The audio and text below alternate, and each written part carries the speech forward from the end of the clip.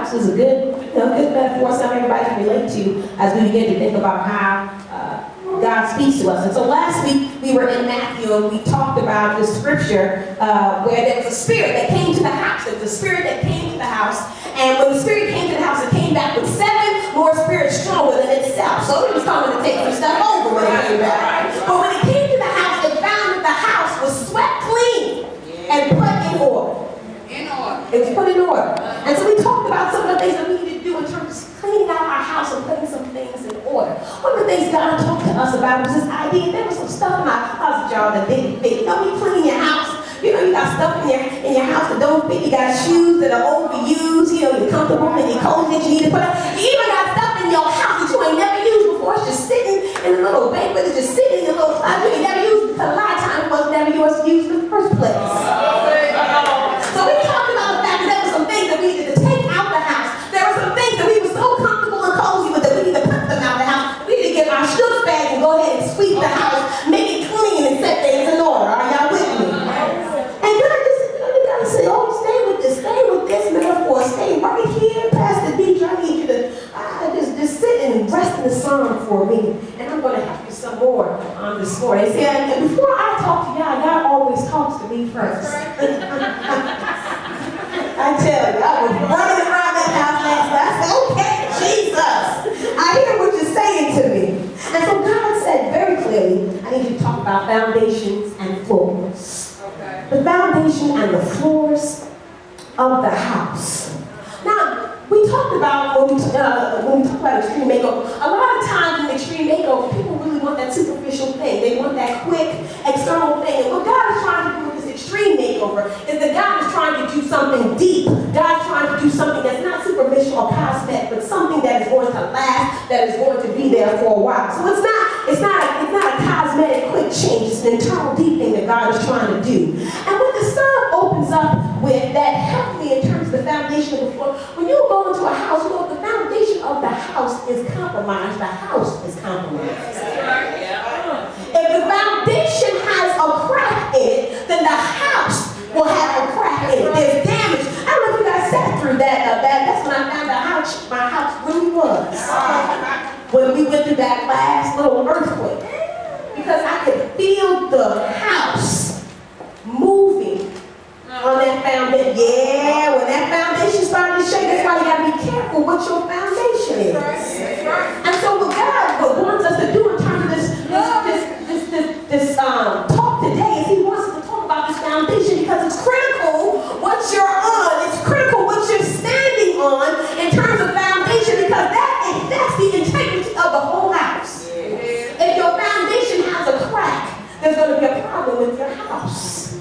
If your foundation is unstable, the house is going to be unstable.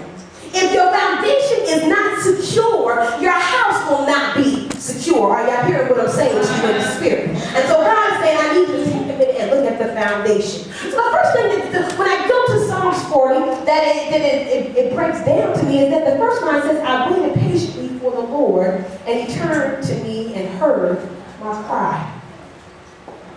And one of the most difficult things for us, see, when people want to build foundation, a lot of people be in a rush. You ever watch those people, they buy their house, they buy their plot of land, they just like go, I know those people, they go to the place every day to watch how much progress has been made on the house. You know, people like that when they go buy their house. And let me tell you something, you don't want them to rush on when they build that house. You don't want them to rush on that foundation. You understand what I'm saying? And so Psalm 40 breaks this thing down to us because one of the things that we love about an extreme making is how fast it is, right? I love when I watch a little show, right? They come on in the beginning, they look crazy, and by the end of the show, they look like a different person. You love that part of it. I love what not to wear. You know, they go through this week, and then at the end of the 7 days, they go back, and they look all good. I love the show, Extreme Makeover, right? It takes them 7 days. They tone this house, they bring in all these people, they fix the hall, put them through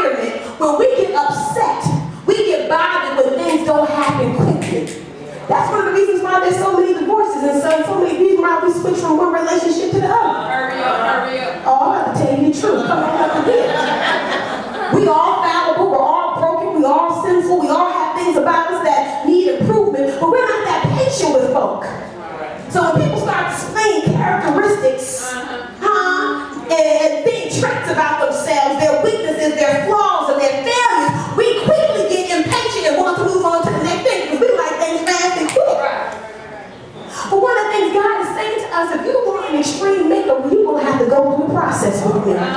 This ain't gonna be something that's gonna be 1, 2, 3. It took 7 years for you to get jacked up. You think I'm able to fix you in 1 month?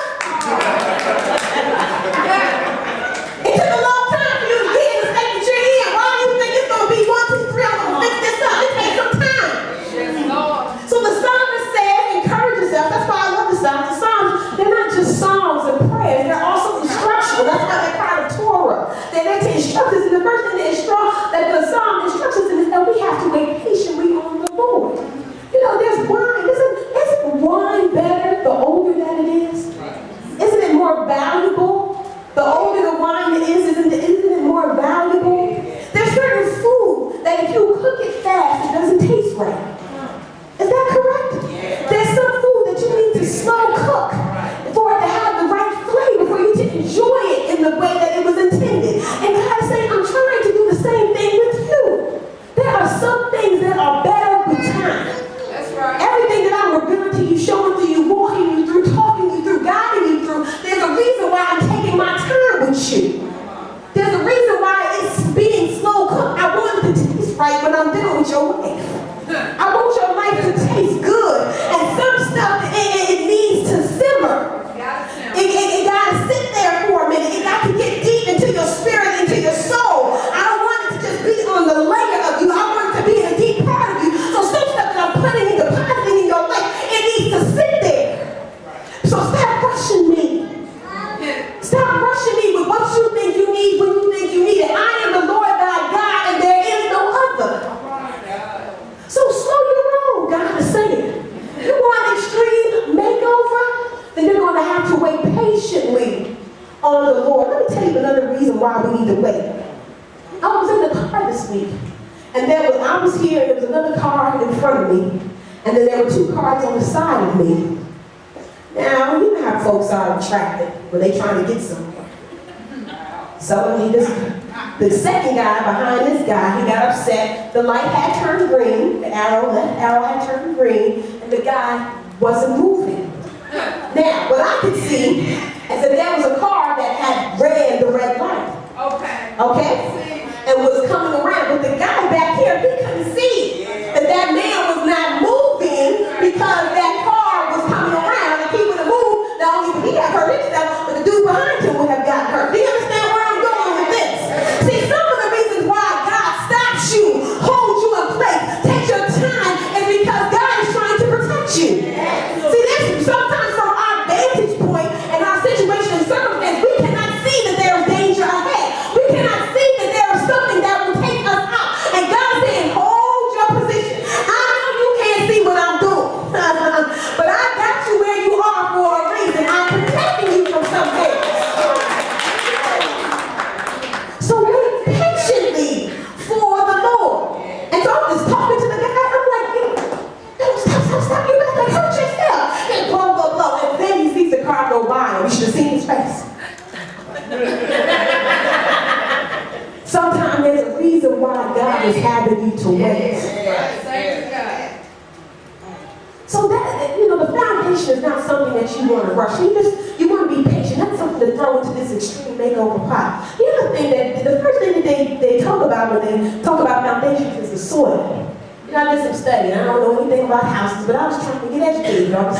And so they talk about the soil, because if you don't put the right materials on the right soil, then it doesn't matter what kind of foundation you build, likely it's going to have trouble if you haven't done a soil study.